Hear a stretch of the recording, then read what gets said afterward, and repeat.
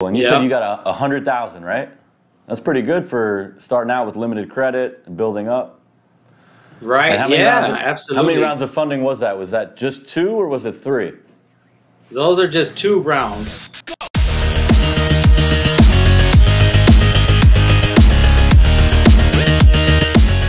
What's up, guys? Thanks for coming back to the channel. We're interviewing one of my clients today, Angel. He's a full-time real estate investor, and he's using the Fund&Grow program. He's using business credit in his business to fund his deals, renovations. He's gonna go into detail about how he got a duplex for $40,000. That's worth ARV, $150,000. It's gonna bring in $1,500 a month in rent. You're gonna wanna hear this. Like the video, subscribe if you're not already subscribed, and let's just jump right into it. So you're doing real estate deals, you said, in Michigan, right? Yeah, so I'm originally from Cali, like I mentioned earlier, and so I'm licensed. I'm licensed still in Cali and also here in Michigan, and I'm taking the investor approach to it, and it's been good, man. I want to say thank you guys for helping us get this on the road here. Yeah, no problem. Thank you for trusting us and having faith and working with us. Cool. So how long have you been a member with Fund&Grow? It's probably a little over a year, year and a half maybe. Sweet. Yeah, it's been some time. Yeah. And how much funding did you get? We got, well, I just got through the second round. So the first round was 41.5, and then the second round was 63. And 40 of those were specifically for business credit. Okay, so you said about 100,000 total? Yeah, right? about 100. Okay, so then in the beginning, what did we have to focus on? Some personal credit building in the beginning of the program, and then we started getting business credit after that? Absolutely, yeah. So when I originally came to you guys, I only had two cards, 2 lines of credit or whatnot. And then had a few things that had to work on in regards to my credit or whatnot, and then we just Well, if you don't mind, can you give me a little more info about those things you just mentioned? Like, so you had 2 lines of credit. Do you know if you had any personal credit cards with a major bank, or were those just like store credit cards? Were those like personal loans, or did you have any credit cards? This helps people understand like where they're at when they watch it, so that they know coming in what to expect, Right. Yeah, so there were 2 cards. One of them was an American Express and the other one was a Visa.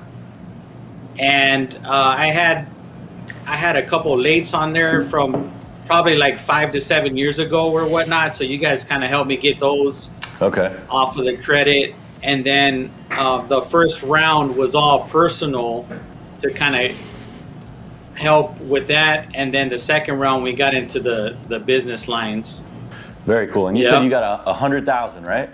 That's pretty good for starting out with limited credit and building up. Right. Absolutely. How many rounds of funding was that? Was that just 2 or was it 3? Those are just 2 rounds. Okay, so 2 rounds, you got 100,000. That's pretty good, man. Yeah, making it rain for you. That's awesome. Yeah. So now, how are you using the credit? Like, are you buying property? Are you spending it on renovations, or how are you using it in your business? So far I've been, so I've been able to use it. I've utilized one of the resources that you guys share about using that Plastiq or however you pronounce it, to do earnest money deposits and doing some of the funding that goes along with purchases and stuff. So I'm still in the because this is still kind of new to me or whatnot. I'm still learning how to like shift some of the lines of credit into making sure that it's have cash value. So right. So have you used Plastiq to send a wire to a title company yet? Yes, I have. Just for deposit, or did you use it for like part of a deal? Was it like 20 grand? Was it I'm just curious. I've used one for, I think it was 10 grand. I used on one, and then another one I used as earnest money it was like 2,500. Okay. And on the one that was 10 grand, What were you buying with that one? With that one, I was buying a duplex. Oh yeah, nice. Yep. How much was the duplex Yeah. total? It was, I got it for, it's like little under 40 grand. A duplex. Yeah. That's And awesome, man. I mean, yeah, in Michigan, I'm telling you, the numbers out here are just, they make total sense. And yeah, the ARV was like 130, something like that. So. And you got it for 40 grand? Yes, sir. Damn! That's awesome, dude. And what is that going to bring in monthly? That's going to bring in what, like $1,500 a month for both sides combined? Yeah, probably. Well, because the rent out here is a little bit less. So yeah, about 14 to 1,800 a month, depending on the tenant or whatnot. Nice. Yeah, so looks like I was pretty close with my guess. Yeah, you got it, man. That's awesome, man. 40 grand for a property that is going to cash flow $1,500 a month. That's really good. Like a lot of like retail landlord investors, they're looking at 1% of the purchase price to the monthly income, right? So if it's bringing in $1,500 a month in rent, they don't want to buy it for any more than $150,000. That's that 1% rule. So anything greater than that obviously is a better deal. So if you can get it for, $100,000 and it brings in $1,500 a month in rent, that's good. But you got it for $40,000 and it brings in $1,500 a month. So that's like really good when it comes to cash flow, cap rate. You're looking at a really good investment property right there. That's awesome. How did you find that deal? I'm sure people watching right now would like to know that. Yeah, so I did want to mention too that all the deals are not like that, and like how you're mentioning is that it's kind of like a home run, right? So it's not all the deals make like absolute that much spread on coming front, but yeah. So I found there's a lot of different ways that I go about finding deals, and a lot of them right now where we're looking at is there's a lot of foreclosures on the market that are about to start happening, and really just driving around, talking to people, and finding houses. Like if you see the lawn that hasn't been cut in a while, or you see houses that are boarded up, those are good ways to kind of reach out. But yeah, there's a lot of different ways to go about it. Yeah, definitely. I know like some people are doing direct mail, some people are cold calling, text blasting, distressed lists, skip tracing the list to get the phone number. Tons of different ways to find it. But what you're talking about is really, the term that they call that? The driving around, looking for houses? Driving for dollars is what I've heard them call it. Driving for dollars, yeah. And do you have the Deal Machine app? I've had it. I don't use it, but I've heard of it and I've downloaded it before. But I can't honestly say that that's what I use to track everything. Yeah, it's been a combination of things, man. It's like it gets a little chaotic sometimes, like trying to find deals. And but if you stay consistent with it, they present themselves. Cool. How many deals have you done? You said you've been doing this for a while, right? Oh, yeah, I haven't done many, man. I know I want to be up here humble to the person that's coming up. Like, I haven't done many, just mainly like a handful of deals, and just sticking awesome. With it. And I give all the glory to God, and that we're continuing to be able to do deals and find different ways to finance them. And just recently I just came across a deal that I had the private money already, everything lined up, and they didn't take it because they're just saying that wasn't considered cash. Oh yeah, they really wanted cash. Yeah, so they're like they wanted to see the cash in the bank, and I'm like, okay, well, yeah, proof of funds. And I was like, well, I can't. The LLC that I have on the contract, I'm not able to provide that proof. But the way around it was, I said, but I do have a partner that has an LLC that can do it. are we able to kind of do that? So that's what I'm going. That's on a deal that I'm working on right now, and I'm learning how to kind of put together the paperwork to make sure that it goes through. So yeah. On that deal, were you buying from a wholesaler? On this one, no, it's not from a wholesaler. I'm actually buying it from a foreclosure. Oh, it's a foreclosure. Not an agent. Okay. Yeah, it's a foreclosure. Yeah, so it's what do they call them? Asset managers. Something like that. Right. Yeah. So there's a little more hoops to jump through in that case. If you're dealing with like direct to seller, and it's the homeowner that you're dealing with, you don't usually have to deal with those types of hoops that you're jumping through right there with the foreclosure. Like when they're asking for proof of funds and all this stuff, like hard money is just as good as cash, just like business credit is just as good as cash.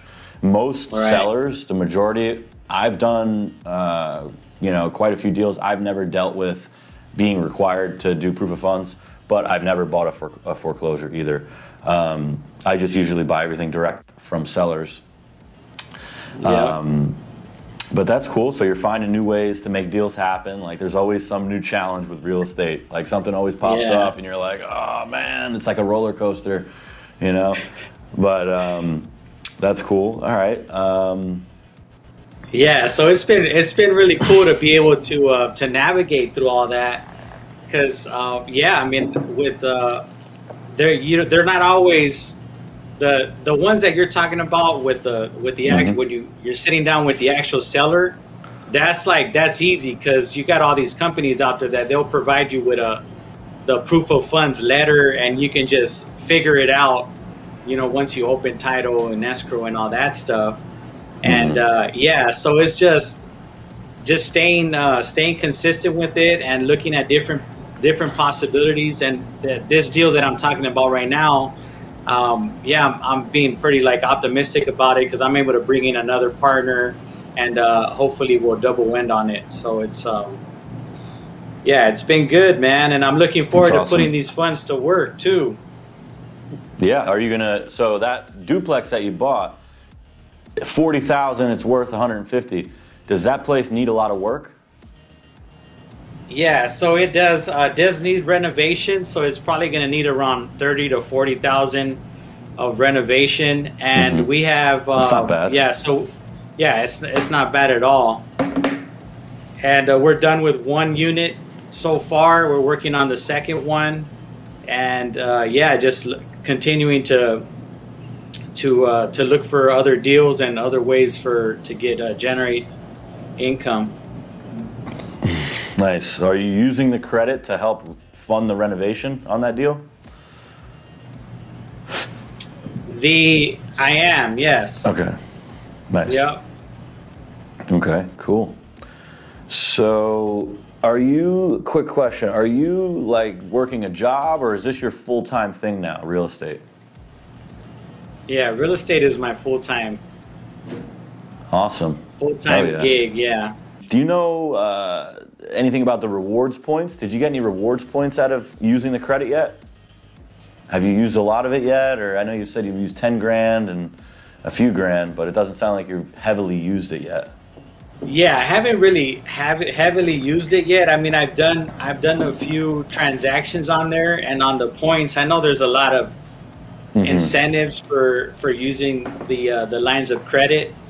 So I'm looking forward to that. And I don't know if you have any recommendations for because I have tried to find like different ways to get the funds so they could be liquid, so I won't have to always funnel it. Like if you go through that channel that I was talking about, that you guys usually talk about with Plastiq or whatnot, there's some of the cards that they don't, I guess you're not able to utilize them for certain things. Right. And I have come across some, I don't know, I can't recall like specifically what it was, but I had to go a different route. Yeah. Yeah, with American Express they don't allow it, but for most of the other cards you can use it for real estate related title company transaction. Yeah. But I know American Express isn't you're not allowed to do that with that one. Right. And as far as like being able to send the money to your bank account, you can't do that. You know, a lot of people ask that. Can I just send the credit, account, charge it with Plastiq, have them send it to my bank account? You can't do that. Do you have a home equity line of credit?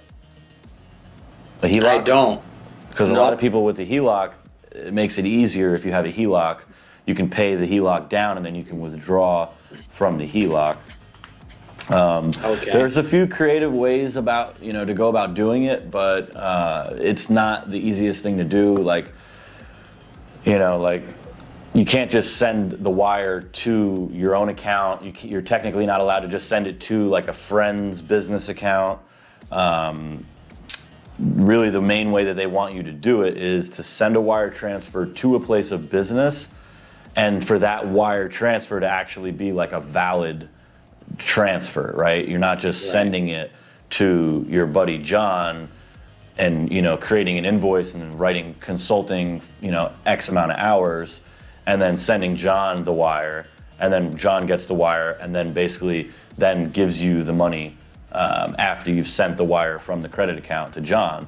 That would be kind of a sketchy way of trying to get the cash off. They don't want you doing things like that. They want you only sending a wire to a place of business if it's for an actual service. Right. I'm sure there's people out there that have done what I just said, but that's on them. That's not something that we advise or suggest.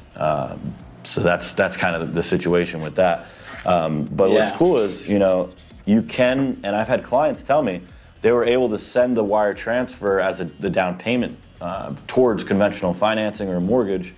Like Jonathan Jarrell, actually, he's a guy he built 3 duplexes right next to each other, and he used the funding along with conventional financing to build those properties. He was able to send down payment money towards that mortgage. He was able to send it to the bank, but he was working with a local bank, a smaller bank. A lot of times they want to see where the funding was, how long was it in your account, if it just showed up in your account a month ago, they want to know where it came from, all that, the whole 9 yards. So there's ways around it, but we don't really have like a set strategy, like here, go, send the money to John Smith and have him send it back to you. Like, there's nothing we can really advise. And the best way that I've seen a lot of clients do it is sending the wire transfer to the title company. So if you can't make that happen, then in some cases, in some deals it might not work out, but it does work for a lot of deals. Yeah. So no, it's been good. Yeah, I've been able to pay contractors through like PayPal and stuff like that. So that's been really good. Awesome. Now, did you use hard money before? Have you used hard money on like other deals? Is that how you've done your other deals? Just through private money.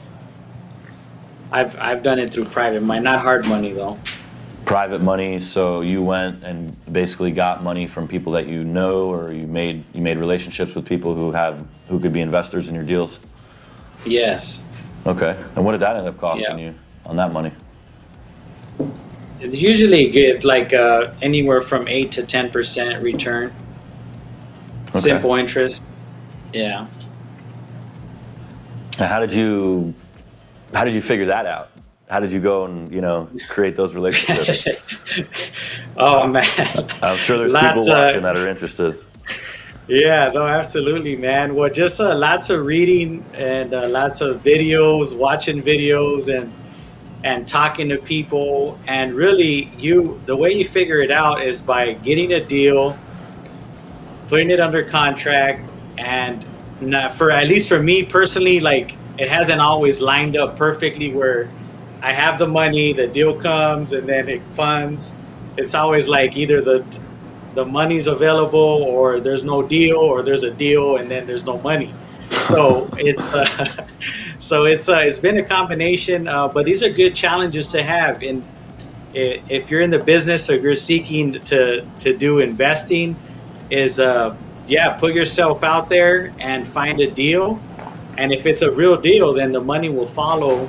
And but it is I have lost deals from not being able to like access funds and stuff. Mm-hmm. So that's why I was like, man, I need to figure out different ways to be able to fund these deals. And that's one of the reasons why I came to you guys, because I'm like, I need to have different options when these deals come my way in case I'm not able to, exactly. At a bare minimum, I want to have at least, 10 to 20% to put down. And if I go, private money lender or whatnot in that direction. So that's going to help there. Yeah, you need that money just to cover that gap, the down payment, the funding that they're not going to fully cover. And it's always good to have the money on hand, have credit, have your hard money lender lined up, always have that on deck so that when you do have a deal that pops up, you can capitalize on it and take advantage, How did you originally hear about us? Did you Google us, or how did you find out about us? Through online. Yeah, so just watching different videos online. Okay, so just randomly popped up on your search on a video on YouTube? Mm-hmm. Yeah? Yeah. Well, that's good to know. A lot of times an affiliate will have referred somebody over to us. So that's how a lot of people find out about us, is through affiliates. They're doing a webinar, or they're putting us on their channel. So I didn't know if maybe you heard about us through an affiliate or something like that, but that's good to know, because we have been putting a lot of work in on our YouTube channel. So hopefully we're starting to reach people organically now without the affiliate referral. That's cool to know. All right, just a couple more questions, then we can wrap it up.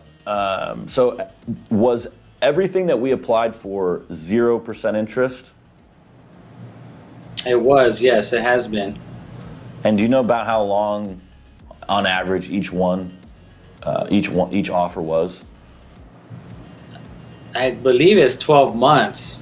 On average 12 months? Yeah, on average 12 months. Okay, because that's what I say. When I do a promotion or a webinar, I'm always saying on average 12 months. So anytime I interview a client, I just want to ask that question to make sure that what I'm saying is lining up. I mean, I know what we apply for, so I know on average it is 12 months, but I just like to hear it from my client as well. Yeah, no, and one thing I do want to mention though too, they all been 0%. And if this is something that I came across, doesn't mean that someone else might not come across that or not, but I did try to do a balance transfer, and on balance transfers on some of the cards, they're not at 0%, so they have an additional fee that they 3%. Apply to that. Yeah, something like that. So it's just, and then whatever is transferred, then that is on the original APR, not on a 0%. So just a heads up on that. And I haven't actually did a balance transfer for that one specific card yet, but that's definitely something to look out for. Right. Yeah, you definitely don't want to do that. Some cards will give you free balance transfer, 0% balance transfer for X amount of days. But you definitely want to check with the card before you do a balance transfer, because like you just said, you don't want to end up paying a full interest or cash advance type of a fee at all. So that's good. I'm glad you mentioned that. All right. Well, what would you say to the new or even a seasoned investor who's kind of on the fence about using business credit? Do you think it's helpful? Do you think it's a great thing to have? Or, what would you say to someone who's on the fence?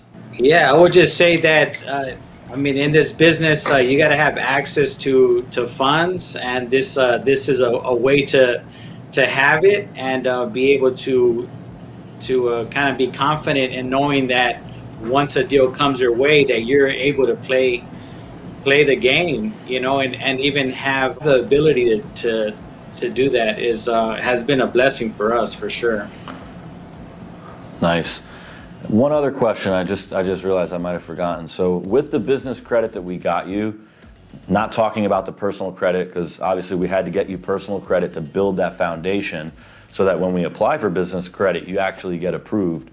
Now, with the business credit that we got you, does that show up on your personal credit report?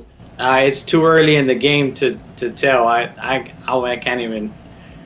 What do you mean? Yeah, I don't know if it does. From what I hear, it doesn't. Well, when did we get you the business credit cards? Wasn't it months ago?